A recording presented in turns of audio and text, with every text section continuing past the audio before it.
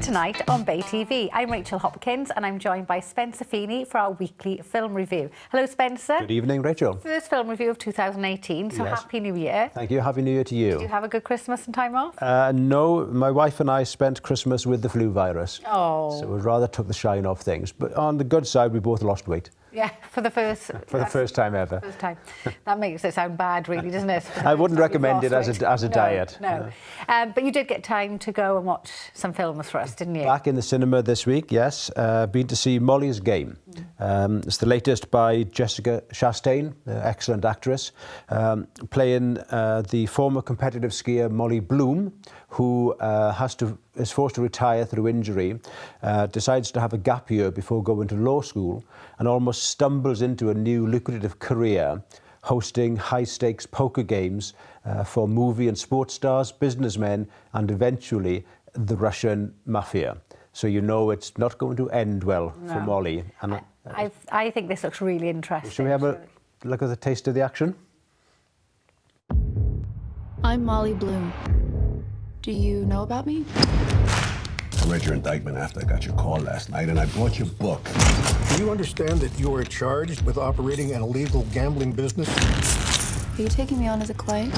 I don't think I can convince my partners to take a flyer on the poker princess. If you think a princess can do what I did, you're incorrect.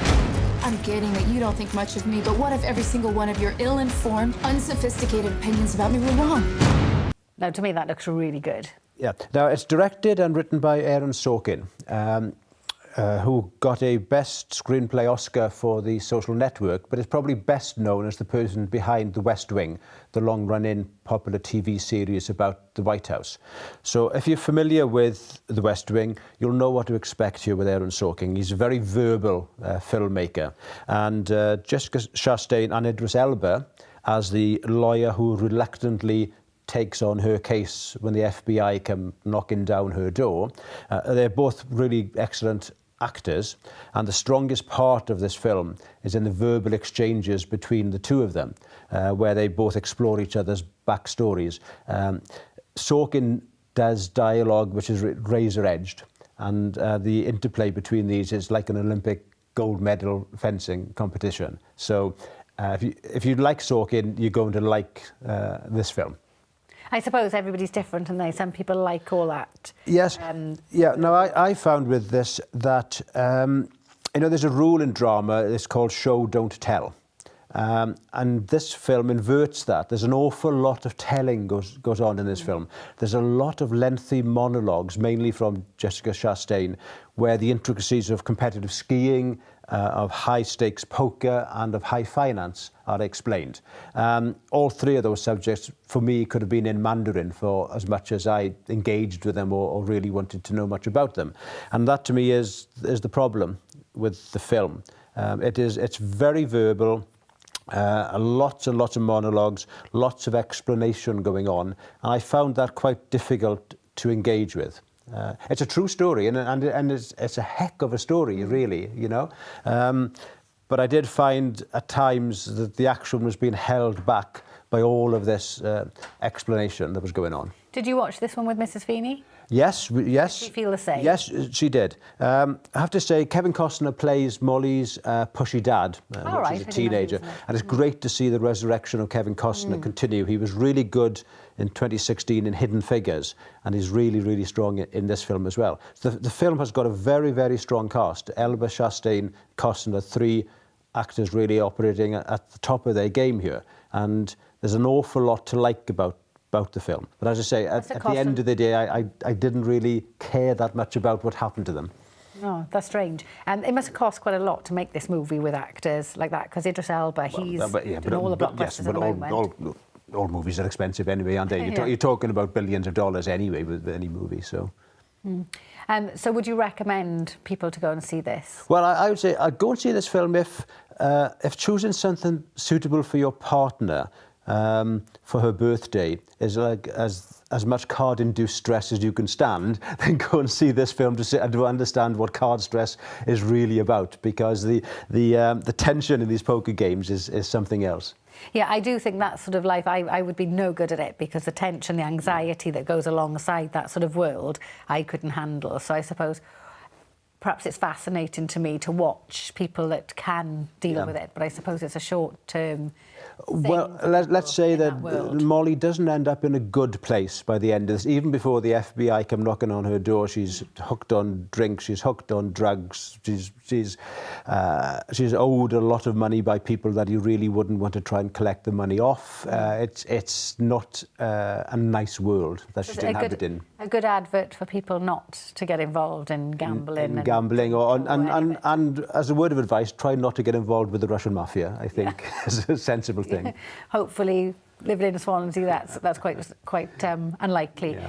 So, how many stars would you give? I give it 3 stars. I thought good in parts. Yeah. All right. So that's not. To me, it's a middling film. Some people have really, really liked it, and I have to. Jessica Chastain. Now, she made a film 2 years ago called Miss Sloane. Very similar in many ways. Again, a very charismatic but ruthlessly strong woman. Now, Jessica Chastain is very much a feminist champion, but I do think she's in danger here of typecasting herself into these type of roles. And it would be nice to see her lighten up a bit, I think, and go and do a comedy. Yeah? For most actors, I suppose, and actresses, it is difficult not to typecast, because I suppose you are a certain way, you do have a certain charisma, energy. So I suppose it's easy to. She is very, very committed to the role of women, especially in the film world, which of course is very, very topical at the moment. So she does very much look for these roles, I think. But I do think I watched this and thought, well, there's an awful lot of Miss Sloane in this as well, and you don't want to start making your audience think you're doing the same thing. Because that can get a bit tedious, I suppose. Well, there you lose your audience. So you wouldn't particularly recommend, maybe? Well, no, I wouldn't say I don't recommend it. But it's a very particular type of film. I think if you like The West Wing, if you like Aaron Sorkin, I think you will enjoy this film. You know, if you enjoy verbal dexterity, then there's a lot to like in the film. But if you're going for high action movies, then probably this is one to miss. Now, you haven't been to see this film, but there's another film that you're going to mention. Yes, also out this week. And again, it's another film based on a true-life American story, a larger-than-life true-life American story. And this is All the Money in the World. And I think we have a trailer of that to see as well. My former father-in-law only buys the best. It's time for you to do whatever it is he pays you to do. Let's hope you're half as good as everything else he's bought. We need to pay the ransom, Mr. Getty. I do not have the money to spare. No one has ever been richer than you are at this moment. What would it take for you to feel secure? More. Now, this looks really good as well, but I don't know if I'm going to have the stomach to watch this one. This is, and I remember this story happening. This is J. Paul Getty, the richest man in the world. His grandson, John Paul Getty III, was kidnapped by the Italian mafia, and Getty refused to pay the ransom. And to encourage him to pay the ransom, the gangsters began to slice bits of his grandson off and send it to him through the post. But he was still, even though he's the richest man in the world, he was adamant that he wasn't going to pay the ransom. Christopher Plummer plays Getty. It's very cold, isn't it? Very cold. Yes, well, again, I guess you don't get to be the richest man in the world perhaps by having normal human reactions. Yes, and then in the end he did agree to pay $1 million. And the reason he wouldn't go above $1 million was that's the maximum he could get tax deductible for paying the ransom. So it's a different sort of world. But of course, what this film will be well known for people is the fact that Christopher Plummer is playing Getty. Originally, the film by Ridley Scott was shot with Kevin Spacey in that role.